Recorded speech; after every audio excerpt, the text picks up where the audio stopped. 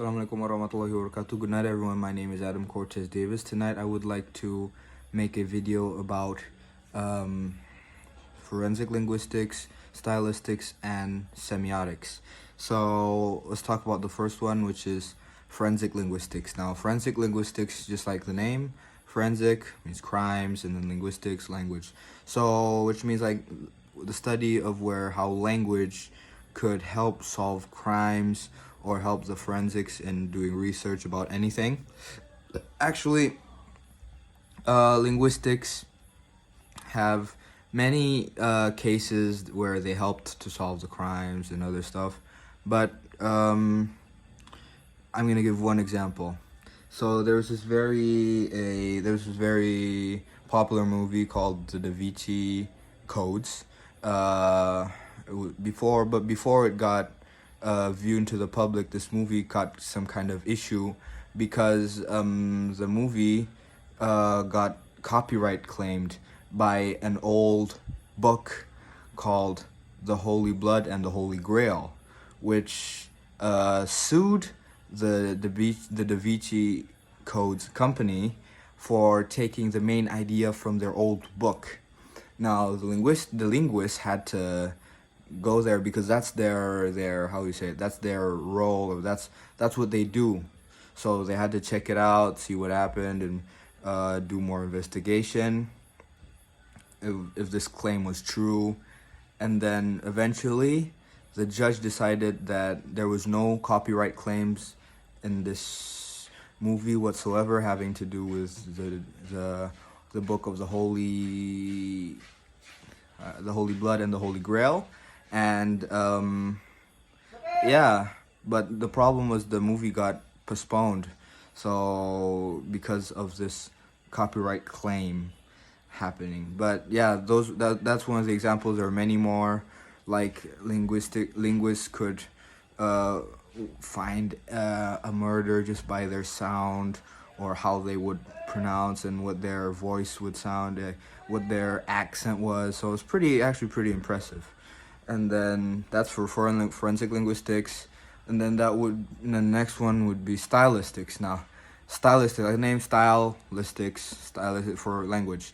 So these were this is a study of where linguists would study how style affects a language. So for example, most of this we'll do for literature though, because literature normally has the most unique and random style.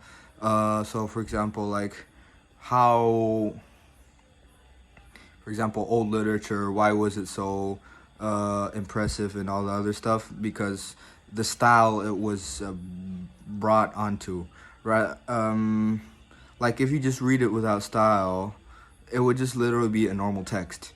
But because it was pronounced in a poetry version of like sad or whatever it was, probably betrayal voice or whatever the theme was, it kind of made a more emotional feeling to it. But it wasn't only on literature, but most of it would be on literature. They would have something to do with commentating as well, for example. So sports commentators would tend to exaggerate more for sporting events. For example, a goal in football, someone scores a goal and then there was a goal, although, because that's a style, right? That's a style. They give this emotional feeling, this happy, this joy feeling, rather than you could say, oh, it's a goal. But yeah, that's what they study. That is for stylistics. But there's many more, like in news, where they put a more kind of like serious tone into it. And then the stylistics would often see language as more equal. So written version is not better than spoken version of language, and it's the same. So they're both, written and spoken version, are equal. And then semiotics is so semi means signed. So how sign has to do with a language. So for example, so normally it would be in like a logo or normally it would be logos or emojis. So for example, let's say this. For example, you see a logo of of McDonald's, and then like the first thing that pops into your mind is like, oh, let's go get some McDonald's, let's go get a burger. Although the logo is McDonald's, not really a burger, because that kind of shows a sign that you're used to having in your brain.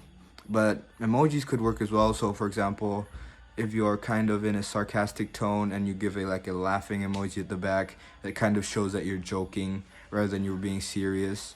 And many more, like probably the angry emoji or the sad emoji, kind of shows the sign of what you're trying to say rather than it being like with no emoji. It's probably it's easier to misunderstand someone.